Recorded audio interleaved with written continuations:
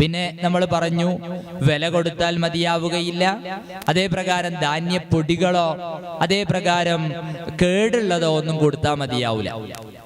പിന്നെ ചില ആളുകൾ ചോദിക്കും, ഞങ്ങൾ തിന്നുന്ന ഭക്ഷണം ഇന്നതാണ്, അത് തന്നെയല്ലേ കൊടുക്കേണ്ടത്? അതെ, നമ്മൾ ഏത് ഭക്ഷണമാണോ കഴിക്കുന്നത് അത് തന്നെയാണ് നമ്മൾ ഫിത്ർ സക്കാത്തും കൊടുക്കേണ്ടത്.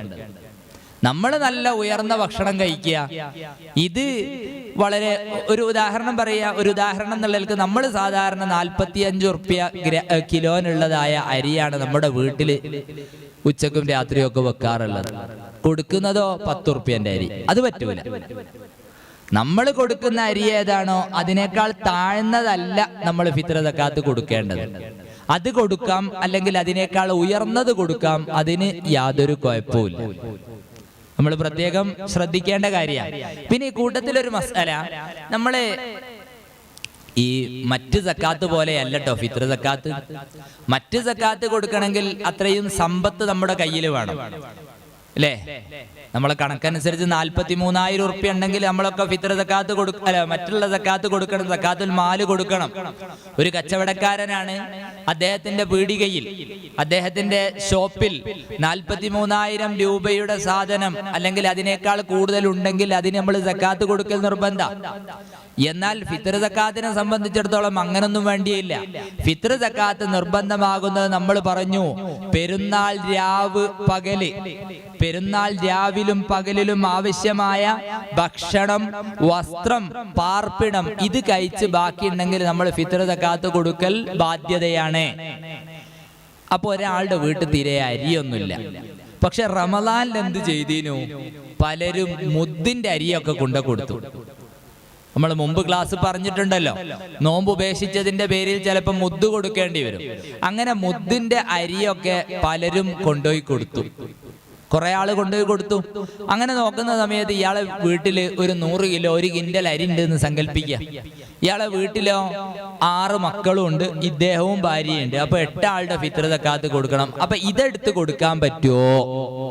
പലരും ചോദിക്കുന്ന ഒരു ചോദ്യമാണ്. ഇതെടുത്ത് കൊടുക്കാൻ പറ്റുമോ? അതിന് യാതൊരു കുഴപ്പമില്ല. കാരണം മറ്റൊരാൾ അരി നമുക്ക് തരലോടുകൂടി ആ അരി പിന്നെ നമ്മുടേതായി, നമ്മുടെ അരിയാണ്.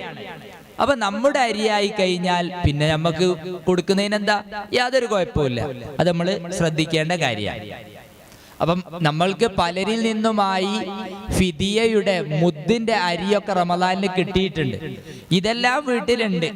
ആ സമയത്ത് വിശുദ്ധമായ പെരുന്നാൾ ആവുകയും ചെയ്താൽ, പെരുന്നാൾ ആവുകയും ചെയ്താൽ ആ സമയത്ത് നമ്മുടെ അടുത്തിൽ അരി ഉണ്ട്, പക്ഷെ നമ്മൾ പൈസ കൊടുത്ത് വാങ്ങിയതല്ല, ആരൊക്കെയോ മുദ്ദായിട്ട് തന്നതാ. എന്നാൽ അതെന്ത് ചെയ്യാം? ഫിത്ർ സക്കാത്തായി നൽകാം. അതിന് യാതൊരു കുഴപ്പമില്ല, അത് നൽകാവുന്നതാണ്. നമ്മൾ ശ്രദ്ധിക്കേണ്ട. അല്ലാതെ നമ്മൾ പീടികയിൽ പോയി കാശ് കൊടുത്ത് വാങ്ങിയ അരി എന്നെ കൊടുക്കണം എന്നൊന്നുമില്ല. അങ്ങനെ ഒരു നിബന്ധന ഒന്നുമില്ല. നമ്മൾ കാശ് കൊടുത്ത് വാങ്ങിയ അരി തന്നെ ഫിത്ർ സക്കാത്ത് കൊടുക്കണം, അങ്ങനെ യാതൊന്നുമില്ല. അപ്പൊ നമ്മൾ കൊടുക്കേണ്ടത് നാട്ടിലെ മുഖ്യ ആഹാരമാണ് ഫിത്ർ സക്കാത്ത് നൽകേണ്ടത്. കേരളീയരായ നാം അരി നൽകണം. മുന്തിയ ഇനം നൽകിയാൽ മതിയാകും. മുന്തിയത് ഉപയോഗിക്കുന്നവർ താഴ്ന്നത് നൽകിയാൽ മതിയാവുകയില്ല. അതേ പ്രകാരം വില നൽകിയാലും മതിയാവുകയില്ല. പുത്തൻവാദികളായ ആളുകൾ അവര് പറയും നിങ്ങൾ വില നൽകിയാ മതി, എന്തു വേണമെന്നില്ല, അരി നൽകണോ എന്നില്ല, എന്ത് കൊടുത്താൽ മതി, വില നൽകിയാ മതി. അതൊരിക്കലും മതിയാവുകയില്ല. അതൊരിക്കലും മതിയാവുകയില്ല. നമ്മൾ എന്ത് തന്നെ ചെയ്യണം? വില നൽകിയാൽ മതിയാവുകയില്ല, അരി തന്നെ നമ്മൾ നൽകണം. ഈ നിയമം എവിടെയും ബാധകമാണ്. മുദ്ദ് കൊടുക്കുന്നിടത്തും ബാധകട്ടോ. മുദ്ദ് കൊടുക്കുന്ന സ്ഥലത്തും ഈ നിയമം ബാധകമാണ്. അവിടെയും നാം അരി തന്നെ നൽകണം. അരിയുടെ കാശ് നൽകിയാൽ മതിയാവുകയില്ല. ആ മസല നമ്മൾ പ്രത്യേകം ശ്രദ്ധിക്കണമെന്ന് സാന്ദർഭികമായി ഓർമ്മപ്പെടുത്തുകയാണ്. അല്ലാഹു സുബ്ഹാനഹു വ തആല നമുക്കൊക്കെ നാഫിയായ ഇൽമ് നൽകി അനുഗ്രഹിക്കട്ടെ. അവർ കൊടുക്കുന്ന സമയം ഒന്നുകൂടിയും വിശദീകരിക്കാം. കൊടുക്കേണ്ട സമയമുണ്ടല്ലോ, ഒന്നുകൂടി വിശദീകരിക്കാം. റമദാൻ 1 മുതൽ തന്നെ ഫിത്ർ സക്കാത്ത് നൽകൽ അനുവദനീയമാണ്. പക്ഷേ നിർബന്ധമാകുന്ന സമയത്ത് കൊടുത്തവൻ കൊടുക്കാനും വാങ്ങിയവൻ വാങ്ങാനും അർഹനായിരിക്കണമെന്ന നിബന്ധനയുണ്ട്. പെരുന്നാൾ നിസ്കാരത്തിന് പുറപ്പെടും മുമ്പ് കൊടുത്തു വീട്ടലാണ് ഉത്തമം. യാതൊരു കാരണവുമില്ലാതെ നിസ്കാര ശേഷം വിതരണം ചെയ്യാനായി പിന്തിക്കൽ കറാഹത്തും അസ്തമയത്തെ തൊട്ട് പിന്തിക്കൽ ഹറാമുമാണ്. അപ്പൊ നാളെ പെരുന്നാളാണെങ്കിൽ നാളെ അസ്തമയത്തെ തൊട്ട് പിന്തിക്കൽ, യാതൊരു കാരണവുമില്ലാതെ പിന്തിക്കൽ ഹറാമുമാണ്. ആ കാര്യം നമ്മൾ പ്രത്യേകം ശ്രദ്ധിക്കേണ്ടതുമാണ്. പിന്നെ നമ്മൾ നേരത്തെ പറഞ്ഞിരുന്നു, നമ്മൾ മുദ്ദിന്റെ അവകാശികൾ, നമ്മൾ മുദ്ദ് കൊടുക്കുമ്പോൾ അതിന്റെ അവകാശികൾ ആരൊക്കെയാണ്? ഫക്കീർ മിസ്കീന്മാര് മാത്രമാണ്. മുദ്ദിന്റെ അവകാശികൾ ഫക്കീർ മിസ്കീന്മാർ മാത്രമാണ്. എന്നാൽ സക്കാത്തിന്റെ അവകാശികൾ അവർ മാത്രമല്ല. സക്കാത്തിന്റെ അവകാശികൾ 8 വിഭാഗമുണ്ട്. വിശുദ്ധ ഖുർആനിൽ സൂറത്തു തൗബയിൽ അല്ലാഹു സുബ്ഹാനഹു വ തആല ഓർമ്മപ്പെടുത്തുന്നു, യാ അയ്യുഹല്ലദീന ഇന്നമസ് സ്വദഖാത്തു ലിൽ ഫുഖറാഇ വൽ മസാകീൻ. ഇന്നമസ് സ്വദഖാത്തു, തീർച്ചയായും സദഖ എന്ന് പറഞ്ഞാൽ സക്കാത്ത്, ഇത് വാങ്ങാൻ അർഹതയുള്ള ആളുകൾ 8 വിഭാഗം ആളുകളാണ്. ഒന്ന് ലിൽ ഫുഖറാഇ, ഫുഖറാക്കൾ, ഫക്കീറന്മാർ. ഫക്കീർ എന്ന് പറഞ്ഞാൽ ആരാണ്? സക്കാത്തിന്റെ അവകാശികളിൽ 1-ാം സ്ഥാനം ഇവർക്കാണ്. തനിക്കും തന്റെ ആശ്രിതർക്കും ആവശ്യമായ ചെലവിന്റെ ചെറിയ ശതമാനം പോലും നേടാൻ കഴിയാത്തവർ, ഓലെ കയ്യിൽ ഒന്നുമില്ല, അങ്ങനത്തെ ആളുകളാണ് ഫക്കീറന്മാർ. അല്ലാഹു സുബ്ഹാനഹു വ തആല ഫഖറിനെ തൊട്ട്, ദാരിദ്ര്യത്തിനെ തൊട്ട് നമ്മളെല്ലാരെയും കാത്തുരക്ഷിക്കട്ടെ. കാദൽ ഫഖറു അൻ യകൂന കുഫ്റ. ബഹുമാനപ്പെട്ട മഹാന്മാർ രേഖപ്പെടുത്തുന്നു, ദാരിദ്ര്യം ഉണ്ടായാൽ അത് കുഫ്റിലേക്ക് വരെ എത്തിപ്പോകും. അല്ലാഹു നമ്മളെല്ലാരെയും കാത്തുരക്ഷിക്കട്ടെ. നമുക്ക് ദാരിദ്ര്യം ഇല്ലാതിരിക്കാൻ മഹാന്മാർ മുത്തുനബി സല്ലല്ലാഹു അലൈഹി വസല്ലമ തങ്ങൾ പഠിപ്പിച്ച ഒരു സൂറത്തുണ്ട്. ദിവസവും സൂറത്തുൽ വാഖിഅ പാരായണം ചെയ്യുക. അള്ളാഹു നമുക്കൊക്കെ തൗഫീക്ക് നൽകട്ടെ. എല്ലാ ദിവസവും നമ്മൾ സൂറത്തുൽ വാഖിഅ പാരായണം ചെയ്താൽ നമ്മുടെ ജീവിതത്തിൽ ദാരിദ്ര്യം ഉണ്ടാവുകയില്ല എന്ന് മുത്തുനബി സല്ലല്ലാഹു അലൈഹി വസല്ലമ തങ്ങൾ നമ്മെ പഠിപ്പിക്കുകയാണ്. ബഹുമാനപ്പെട്ട ഉസ്മാൻ റളിയല്ലാഹു അൻഹു ഭരണം നടത്തുന്ന സമയത്ത് ബഹുമാനപ്പെട്ടവരൊരു സഹാബിയുടെ പേര് ഞാൻ ഓർക്കുന്നില്ല, ആ സഹാബിയുടെ അടുത്ത് പോയി അവരോട് ചോദിച്ചു, നിങ്ങൾക്ക് എന്താണ് ആവശ്യം? ചോദിക്കാനുള്ള കാരണം അവർക്ക് കുറെ പെൺമക്കളാണ്. അപ്പൊ ഇദ്ദേഹം മരിച്ചുപോയാൽ പിന്നെ പെൺമക്കളുടെ അവസ്ഥ എന്താകും എന്ന് മനസ്സിലാക്കിയിട്ടാണ് ബഹുമാനപ്പെട്ട അമീറുൽ മുഅ്മിനീൻ ഉസ്മാൻ ഇബ്നു അഫ്ഫാൻ റളിയല്ലാഹു അൻഹു അദ്ദേഹത്തിനോട് ചോദിച്ചത്. അപ്പൊ അദ്ദേഹം പറഞ്ഞു, എനിക്ക് മൂപ്പര് പറയുന്ന ഉഖ്റവിയായ കാര്യങ്ങളാണ്, ദുനിയവിയായ കാര്യമൊന്നുമില്ല. അപ്പൊ അവസാനം ബഹുമാനപ്പെട്ട അമീറുൽ മുഅ്മിനീൻ ചോദിച്ചു, അല്ല നിങ്ങൾക്ക് കുറെ പെൺമക്കളാണല്ലോ ഉള്ളത്, അതുകൊണ്ട് എന്ത് സഹായം അങ്ങക്ക് വേണ്ടിയെന്ന്. അപ്പോൾ ബഹുമാനപ്പെട്ട ഉസ്മാൻ റളിയല്ലാഹു അൻഹുവിനോട് അദ്ദേഹം പറയുകയാണ്, ആദരവായ റസൂലുള്ളാഹി സ്വല്ലല്ലാഹു അലൈഹി വസല്ലമ തങ്ങൾ പഠിപ്പിച്ചിട്ടുണ്ടല്ലോ, സൂറത്തുൽ വാഖിഅ പാരായണം ചെയ്താൽ ദാരിദ്ര്യമുണ്ടാവുകയില്ല എന്ന്. ഞാൻ ദിനേന സൂറത്തുൽ വാഖിഅ പാരായണം ചെയ്യാൻ എൻ്റെ പെൺമക്കൾക്ക് പഠിപ്പിച്ചു കൊടുത്തിട്ടുണ്ട്. അതുകൊണ്ട് അവരുടെ കാര്യത്തിൽ എനിക്ക് യാതൊരു പേടിയുമില്ല എന്ന് ആ സഹാബി ബഹുമാനപ്പെട്ട അമീറുൽ മുഅ്മിനീൻ ഉസ്മാൻ ഇബ്നു അഫ്ഫാൻ റളിയല്ലാഹു അൻഹുവിനോട് പറയുകയാണ്. അതുകൊണ്ട് പ്രിയപ്പെട്ടവരെ, നമ്മളൊക്കെ പേടിക്കേണ്ട ഒരു കാര്യമാണ് ദാരിദ്ര്യം. അല്ലാഹു ദാരിദ്ര്യത്തിനെ തൊട്ട് നമ്മളെല്ലാരെയും കാത്തു രക്ഷിക്കട്ടെ. അപ്പൊ ദാരിദ്ര്യം വരാതിരിക്കാൻ നമ്മളൊക്കെ ദിനേന സൂറത്തുൽ വാഖിഅ പാരായണം ചെയ്യണം. ഞാൻ ആദ്യമായി എന്നോടും പിന്നീട് നിങ്ങളോട് ഓർമ്മപ്പെടുത്തുകയാണ്, സൂറത്തുൽ വാഖിഅ നമ്മൾ പതിവാക്കി കഴിഞ്ഞാൽ ദാരിദ്ര്യം ഉണ്ടാവുകയില്ല. ദാരിദ്ര്യം ഉണ്ടാവില്ല എന്ന് പറഞ്ഞാല് വലിയ സമ്പന്നനാവുന്നാണോ അതിന്റെ അർത്ഥം? അല്ല. നമ്മൾക്ക് ജീവിതത്തിൽ നല്ല ഐശ്വര്യമുണ്ടാകും, നമ്മുടെ കാര്യങ്ങളൊക്കെ റാഹത്തായിട്ട് മുന്നോട്ട് പോകും. അതുകൊണ്ട് നമ്മൾ പേടിക്കേണ്ട ഒരു കാര്യമാണ് ദാരിദ്ര്യം. ആ ദാരിദ്ര്യത്തിൽ നിന്ന് നമുക്ക് രക്ഷപ്പെടാനുള്ള ഒരു മാർഗമാണ് ദിനേന നമ്മൾ സൂറത്തുൽ വാഖിഅ പാരായണം ചെയ്യുക. അല്ലാഹു സുബ്ഹാനഹു വ തആല നമുക്കൊക്കെ തൗഫീഖ് നൽകട്ടെ. അപ്പോൾ ഒന്നാമത്തെ വിഭാഗമാണ് ഫഖീർ. സക്കാത്തിന്റെ 8 വിഭാഗം ആളുകളുണ്ട്. കൂട്ടത്തിലൊരു മസല പറയാം. നമ്മുടെ നാട്ടിലൊക്കെ, നമ്മുടെ ഈ ഏരിയയിലൊക്കെ മുമ്പ് കാലത്തുണ്ടായിരുന്ന ഒരു കാര്യം, ഞാൻ ഫിത്ർ സക്കാത്തിന്റെ അരി വാരും, എൻ്റെ വീട്ടിൽ നിന്ന് എൻ്റെതും ഭാര്യയുടേതും മക്കളുടേതും, എന്നിട്ട് ഞാൻ അപ്പുറത്തെ വീട്ടിൽ കൊണ്ടുപോയി കൊടുക്കും. അവിടുന്ന് അപ്പം അയാൾ ഒരു പൊതി ഇങ്ങോട്ടും തരും, ഞാനത് വാങ്ങി ഇങ്ങ് പോരുകയും ചെയ്യും. അത് പറ്റുമോ? ഞാനും അദ്ദേഹവും അവകാശിയാണെങ്കിൽ പറ്റും, യാതൊരു കുഴപ്പമില്ല. നേരെ മറിച്ച് ഞാൻ ആ വീട്ടിൽ കൊണ്ടു കൊടുത്തേരോ, അയാൾ ഇക്ക് കൊണ്ടു തന്നില്ലേ, ഞാനെങ്ങനെ കൊടുക്കാതിരിക്കുക എന്ന് മനസ്സിലാക്കി കൊടുത്തതാണെങ്കിലോ ഫിത്ർ സക്കാത്ത് വീടുകയില്ല. അത് നമ്മൾ നല്ലോണം ശ്രദ്ധിക്കേണ്ട കാര്യമാണ്. പഴയ കാലത്തൊക്കെ അങ്ങനെ നടക്കാറുണ്ടായത്. അങ്ങോട്ടും കൊടുക്കും, ഇങ്ങോട്ടും വാങ്ങും, കൊടുക്കുകയും വാങ്ങി. അപ്പൊ ഞാൻ 10 കിലോ ആണ് ഫിത്ർ സക്കാത്ത് കൊടുത്തതെന്ന് സങ്കല്പിക്കുക, 10 കിലോയ്ക്ക് ഇങ്ങോട്ട് കിട്ടിയിട്ടുണ്ടാവും. ഞാൻ അവകാശിയാണോ? എനിക്ക് വാങ്ങാം. അവകാശിയല്ലേ? വാങ്ങാൻ പാടില്ല. വാങ്ങിയാൽ ഞാൻ കുറ്റക്കാരനാവുകയും അദ്ദേഹത്തിന്റെ ഫിത്ർ സക്കാത്ത് വീടുകയുമില്ല. അത് നമ്മൾ നല്ലോണം ശ്രദ്ധിക്കണം. നമ്മൾ അയൽവാസിക്ക് കൊടുക്കാം. അയൽവാസി വിശുദ്ധ ഖുർആനിൽ പറയപ്പെട്ട വിഭാഗങ്ങളിൽപ്പെട്ട ആളാണോ? ഫക്കീറാണോ? കൊടുക്കാം. ഇനി 2ാം സ്ഥാനം മിസ്കീൻ.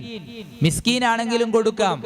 പിന്നെ 3ാമത്തത് ആമിലാണ്, ജോലിക്കാരൻ.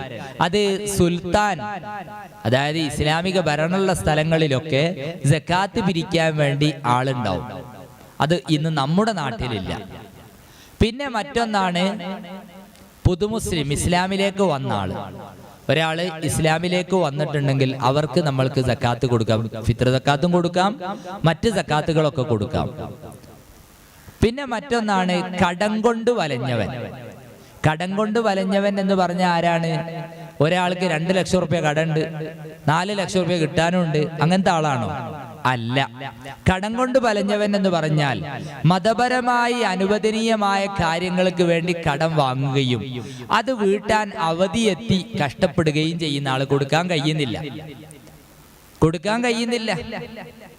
കൊടുക്കാൻ കാശ് ഇയാളുടെ കയ്യിലില്ല, എന്നാൽ അദ്ദേഹം സക്കാത്തിന്റെ അവകാശിയാണ്.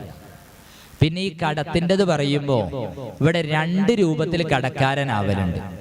ഒന്ന് ഈ പറഞ്ഞ രൂപത്തിൽ, മറ്റൊന്നാണ് നമ്മുടെ നാട്ടിൽ 2 ആളുകൾ തമ്മിലൊരു പ്രശ്നം ഉണ്ടായി. ഒരാൾ പറഞ്ഞു അദ്ദേഹം എനിക്ക് 1 ലക്ഷം രൂപ തരാനുണ്ട് എന്ന്. മറ്റേ ആള് പറഞ്ഞു ഞാനൊരു 5 പൈസയും അയാൾക്ക് കൊടുക്കാനില്ല എന്നും പറഞ്ഞു. ഞാൻ പറഞ്ഞു എനിക്ക് 1 ലക്ഷം റുപ്യ അയാൾ തരാനുണ്ട്. അയാൾ പറഞ്ഞു ഞാനൊരു 5 പൈസയും അയാൾക്ക് കൊടുക്കാനില്ല എന്നും പറഞ്ഞു. ഞങ്ങൾ തമ്മിൽ പ്രശ്നമായി.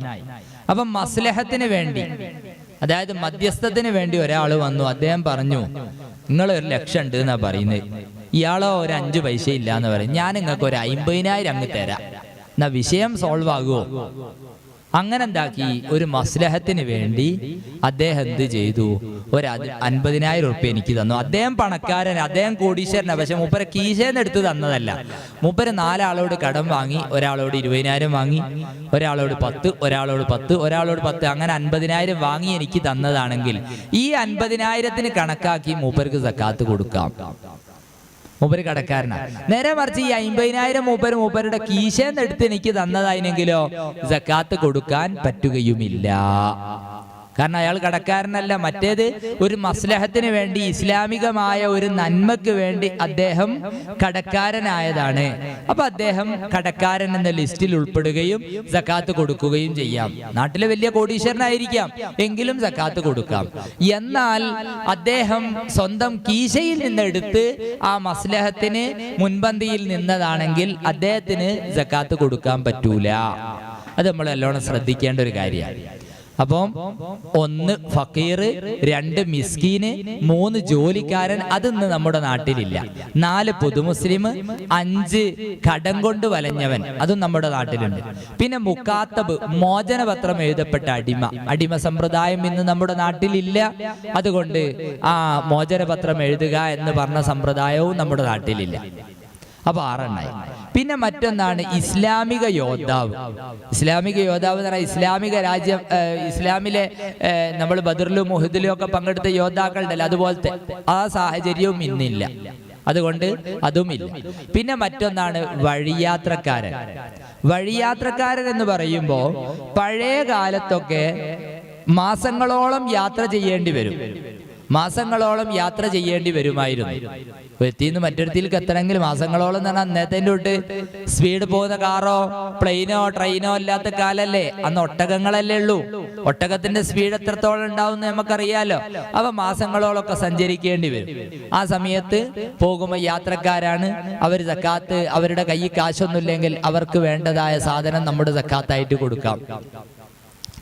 എന്നാൽ ഇന്നും അതിനൊരു ചാൻസ് ഉണ്ട്, ഇന്നും അതിനൊരു ചാൻസ് ഉണ്ട്. ഒരു ഉദാഹരണം പറയും, ഒരാൾ കാസർഗോഡ് നിന്ന് വരികയാ, കോഴിക്കോട് എത്തിയ സമയത്ത് അദ്ദേഹത്തിന്റെ കയ്യിലെ കാശൊക്കെ തീർന്നു. തിരുവനന്തപുരത്ത് അദ്ദേഹത്തിന് കാശൊക്കെ ഉണ്ട്, പക്ഷെ മൂപ്പരുടെ കയ്യിൽ ഇപ്പൊ ഒന്നുമില്ല, ATM കാർഡും ഇല്ല, മറ്റൊരു മാർഗവും ഇല്ല മൂപ്പർക്ക് കാശ് കിട്ടാൻ. അപ്പൊ ചില ഉലമാവ് പറയാറുണ്ട് അവർക്കും എന്ത് ചെയ്യാം, സക്കാത്ത് കൊടുക്കാം. എപ്പോ തിരുവനന്തപുരത്ത് എത്താൻ മാത്രം ഉള്ളത്, അതിനേക്കാൾ അധികം കൊടുക്കണ്ട, അവിടെ എത്താൻ മാത്രമുള്ളത് കൊടുക്കാം. ഏതായാലും ഇന്ന് നമ്മുടെ നാട്ടിൽ നമ്മൾ കൂടുതലായി കണ്ടുവരുന്നത് ഫക്കീർ, മിസ്കീന്, പുതുമുസ്ലിം, കടക്കാര്, ഇത് നമ്മുടെ നാട്ടിലുണ്ട്.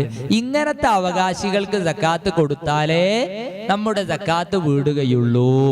അല്ലാതെ അയൽവാസിക്കോ മറ്റുള്ളവർക്കോ ഈ അവകാശികളല്ലാത്തവരാണെങ്കിൽ കൊടുത്താൽ വീടുകയില്ല. എനിക്ക് അയാൾ തന്നല്ലോ, ഞാനങ്ങനെ അയാൾക്ക് കൊടുക്കാതിരിക്കും എന്നൊരു ചിന്ത നമ്മുടെ മനസ്സിലുണ്ടാവാൻ പാടില്ല. അയാൾ അവകാശിയാണോ എങ്കിൽ കൊടുക്കണം. ഇനി ചിലപ്പോ ഞാൻ മനസ്സിലാക്കിയ ഒരാള് മൂപ്പർ അവകാശിയാണ്, കാരണം മൂപ്പർക്ക് യാതൊരു നിർവാഹവുമില്ല, മൂപ്പരിങ്ങനെ പ്രയാസപ്പെടുന്ന ഒരാളാണ് എന്ന് പ്രത്യക്ഷത്തിൽ ഞാൻ മനസ്സിലാക്കി, അങ്ങനെ അദ്ദേഹത്തിന് സക്കാത്ത് കൊടുത്തു. അപ്പൊ അയാൾ പറയണോ ഞാൻ സക്കാത്തിന്റെ അവകാശി അല്ലട്ടോ, അല്ലെങ്കിൽ മൂപ്പര് സക്കാത്തിന്റെ അവകാശി അല്ല എന്ന് സങ്കല്പിക്കുക. സക്കാത്തിന്റെ അവകാശി അല്ലെങ്കിൽ അദ്ദേഹം പറയണം ഞാന് സക്കാത്തിന്റെ അവകാശി അല്ല എന്ന് അദ്ദേഹം പറയണം. അപ്പൊ നമ്മൾ നല്ലോണം ശ്രദ്ധിക്കേണ്ട കാര്യം, സക്കാത്ത് കൊടുക്കുമ്പോഴും ശ്രദ്ധിക്കണം, ആർക്കാ കൊടുക്കുന്നത്, എങ്ങനെയാ കൊടുക്കുന്നത് എന്നൊക്കെ നോക്കണം. സക്കാത്ത് വാങ്ങുന്ന ആളും എനിക്ക് തന്നത് സക്കാത്താണല്ലോ, ഞാൻ അതിന്റെ അവകാശിയാണോ എന്നെന്താക്കണം, സക്കാത്ത് വാങ്ങുന്ന ആളുകളും നോക്കണം. അതൊക്കെ നമ്മൾ പ്രത്യേകം ശ്രദ്ധിക്കേണ്ട കാര്യമാണ് എന്ന് സാന്ദർഭികമായി ഓർമ്മപ്പെടുത്തുകയാണ്. അല്ലാഹു സുബ്ഹാനഹു വ തആല നമുക്കൊക്കെ നാഫിയായ ഇൽമ് പ്രദാനം ചെയ്യട്ടെ.